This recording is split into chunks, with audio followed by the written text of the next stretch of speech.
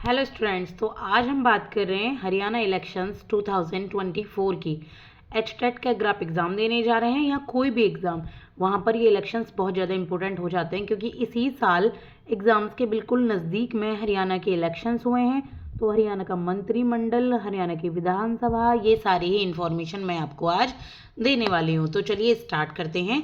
सबसे पहले हम जानेंगे कि जो हरियाणा के इलेक्शंस हैं ये कौन सी विधानसभा है, कौन सी इलेक्शंस हैं। तो ये हैं 15th विधानसभा इलेक्शंस। ठीक है, कौन से हैं? 15th इलेक्शंस हैं ये। ठीक है, तो ये हैं 15वीं विधानसभा के इलेक्शंस।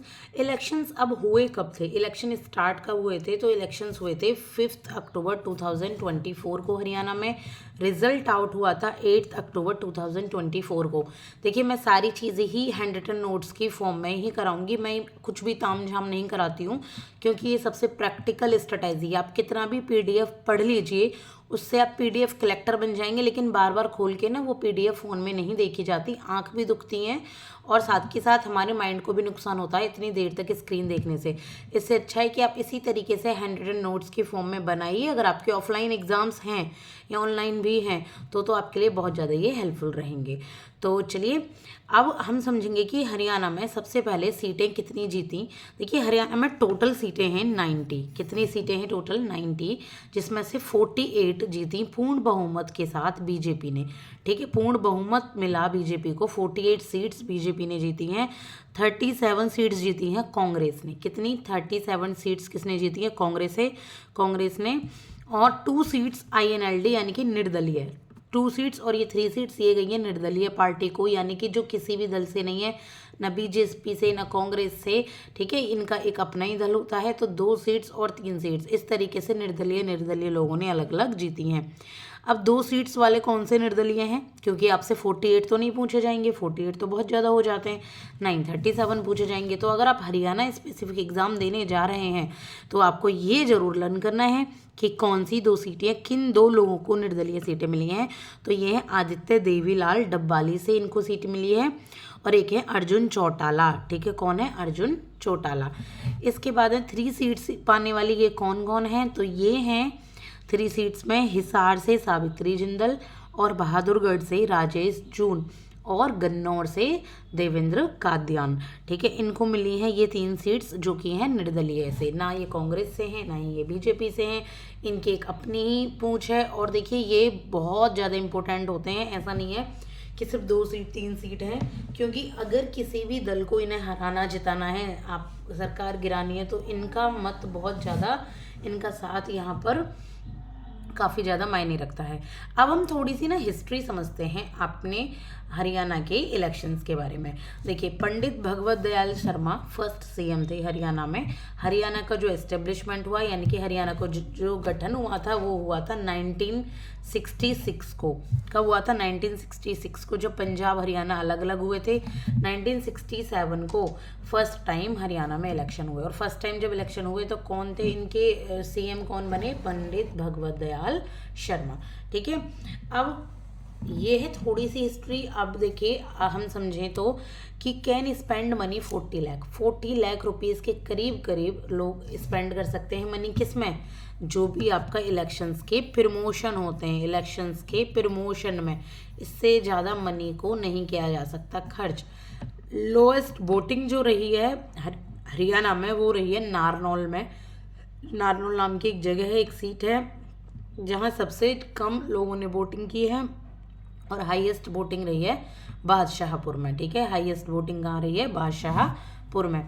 और टोटल कितनी वोटिंग की है हरियाणा के लोगों ने? वो की है 67.90 वोटिंग। 68% के अराउंड लोगों ने वोटिंग की है, यानी कि जो आपके 22% लोग हैं, 32% लोग हैं, उन्होंने वोटिंग की ही नहीं है, 32% लोगों ने। इसके बाद 1031 उम्मीदवार, यानी कि आपके कैंडिडेट्स, यहाँ पर ये कैंडिडेट्स खड़े हुए थे वोटों के लिए। कितने? 1031, 1031 90 सीटों पर खड़े हुए हैं। पता है किस तरीके से? ये ऐसे ही है जैसे आपके एग्ज़ाम निकले हुए, एग्ज़ाम के फॉर्म और वैकेंसी निकली हुई है 150 और दे रहे हैं 15,000 लोग या 1500 लोग, इसी तरीके से होते हैं ये उम्मीदवार। टोटल जो वोटर्स हैं हरियाणा में वो अराउंड हैं 2 करोड़, और जो वोटिंग हुई है वो 1.38% लोगों 1.38 करोड़ लोगों ने ही की है। यानी कि कितने लोगों ने की है, 67.90 लोगों ने वोटिंग की है। 67.90% लोगों ने वोटिंग की है। तो ये वोटिंग परसेंटेज है, आप ये एक बार अपने हैंड रिटन नोट्स के फॉर्म में इनको लिख सकते हैं। अब देखिए 101 फीमेल कैंडिडेट्स हैं जो खड़ी हुई थी इलेक्शंस 2024 में। हरियाणा के कितने, 101 फीमेल, और 13 जीती हैं एज अ एमएलए, 13 एमएलए बनी हैं और 2 मिनिस्ट्री में भी गई हैं। मिनिस्ट्री अलग है, मंत्रिमंडल मैं आपको अभी बताऊंगी, मंत्रिमंडल अलग है। ये विधानसभा की टोटल एमएलए की बात हो रही है, इनमें से 15% लोग मंत्रिमंडल बनते हैं। जितने भी आपके लोग जीते हैं ना, विधानसभा के एमएलएज बने हैं, उनके 15% ही मंत्रिमंडल बनते हैं, जो कि सरकार चलाएंगे, जिनके हिसाब से सरकार चलेगी। तो 2 मिनिस्ट्री में भी हैं फीमेल और 13 जीती हैं। ये आप नंबर याद रखिएगा। जो नोटा, कुछ लोगों ने नोटा भी दिया है। नोटा क्या होता है, जो वोट नहीं देते, नहीं पसंद आ रही कोई भी सरकार, हमें किसी को वोट देना ही नहीं है, लेकिन वोट अपनी ज़रूर देनी है, लेकिन किसी सरकार को वोट नहीं देनी किसी भी पार्टी को। तो ये 52,000 लोगों ने, 52,626 लोगों ने वोट नहीं दिए, 52,000 के करीब लोगों ने वोट दी, नोटा को वोट दी है। ठीक है, ऐसा नहीं कहेंगे दी ही नहीं है, नोटा को नहीं सरकार पसंद आ रही किसी को, ये डेमोक्रेटिक जो आपकी पार्टी है नहीं पसंद आ रही तो नहीं देना चाहते लोग, इट्स डिपेंड ऑन यू, लेकिन फिर भी वोट देने आ रहे हैं। देखिए इतने लोग ये भी जता रहे हैं कि किसी भी सरकार से खुश नहीं है, तो ये भी तो उनका एक मत है ना। हम ऐसा नहीं कह सकते कि उनकी वोट खराब चली गई, वो वोट नहीं दे रहे, ऐसा नहीं होता। उन लोगों का भी अपना मत है, भाई नहीं पसंद आ रहा सरकार का काम, कुछ इंडिविजुअली कुछ करना चाह रहे हैं, जो भी है, तो नोटा भी दिया लोगों ने। अब है सबसे हाईएस्ट एज के एमएलए कौन है, तो ये है रघुबीर सिंह कादियान। कौन है, रघुबीर सिंह कादियान है, 81 एज इनकी है, बेरी से ये हैं। और सबसे लोएस्ट, सबसे कम एज के जो एमएलए बने हैं वो हैं आदित्य सुरजेवाला कैथल से, ये हैं 25 ईयर्स के। ठीक है, आदित्य सुरजेवाला कितने हैं, 25 ईयर्स के। अब हम पढ़ेंगे मंत्रिमंडल। ये मैंने आपको इन्फॉर्मेशन दे दी जरूरी आपकी हरियाणा के चुनाव के बारे में। अब हम मंत्रिमंडल देखते हैं हरियाणा का, जो कि आपको रटा हुआ होना चाहिए, पता होना चाहिए। हम कुछ शॉर्ट ट्रिक्स भी इनके लिए अपनाएंगे अगर हो पाती हैं तो, बाकी आप एक बार इन्हें खुद से लिखकर जब लर्न करेंगे ना तो आराम से हो जाएंगे। तो चलिए स्टार्ट करें। तो जो मंत्रिमंडल है हरियाणा का, जो सीएम है हरियाणा के वो हैं नायब सिंह सैनी जी, जो लाडवा से जीते हैं, लाडवा से एमएलए थे। डिपार्टमेंट इनके पास है होम मिनिस्ट्री का, पहले होम मिनिस्ट्री अनिल विज के पास थी, लेकिन अभी होम मिनिस्ट्री सीएम के पास ही है, अभी कोई होम मिनिस्टर अलग से नहीं है हरियाणा के। तो फाइनेंस मिनिस्टर भी यही हैं, लैंग्वेज एंड कल्चर मिनिस्टर भी यही हैं, एक्साइज सीआईडी पब्लिक रिलेशन भी यही हैं, सब कुछ अभी इन्हीं के पास है, यही घर के मालिक हैं। होम मिनिस्टर हो, चाहे फाइनेंस रिलेटेड हो, चाहे लैंग्वेज कैसी बोलनी है, चाहे एक्साइज ड्यूटी हो, चाहे सीआईडी, सब कुछ अभी यही है नायब सिंह सैनी जी। ठीक है, इसके बाद है ट्रांसपोर्ट मिनिस्टर कौन है, तो ट्रांसपोर्ट मिनिस्टर है अनिल विज। कौन है, पहले ये आपके होम मिनिस्टर थे, अब हैं transport minister Anil Vij. MLA हैं ये अम्बाला कैंट से, और इनको जो और डिपार्टमेंट है इनके पास वो है इलेक्ट्रिसिटी, लेबर, और पहले ये होम मिनिस्टर थे, ये यहाँ नॉर्मल दिया गया। तो इलेक्ट्रिसिटी डिपार्टमेंट भी इनके पास है और लेबर डिपार्टमेंट भी इन्हीं के पास है। अनिल विज बहुत अच्छे वरिष्ठ नेता हैं ये।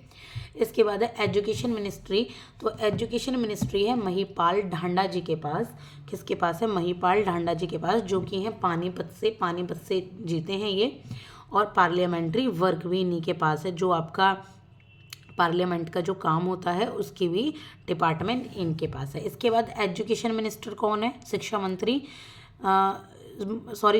शिक्षा मंत्री मैंने आपको बता दिया था, महिपाल ढांडा जी।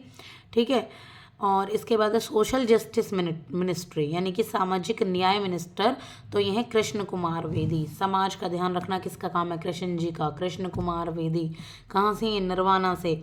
और साथ के साथ वास्तुकला की मिनिस्ट्री भी इन्हीं के पास है। ठीक है, वास्तुकला की मिनिस्ट्री भी इन्हीं के पास है। इसके बाद है पंचायत मंत्री। तो पंचायत मंत्री कौन है, ये हैं कृष्ण लाल पवार। कौन है, कृष्ण लाल पवार, इसराना से हैं ये। और जियोलॉजी और माइनिंग की भी सारी की सारी मिनिस्ट्री इन्हीं के पास है। कौन है पंचायत, कौन कर रहे हैं, कृष्ण लाल जी, कृष्ण लाल। ठीक है, तो ये दोनों ध्यान रखिएगा, ये बेदी हैं, ये लाल हैं, पंचायत में लाल हैं और सोशल जस्टिस में बेदी हैं।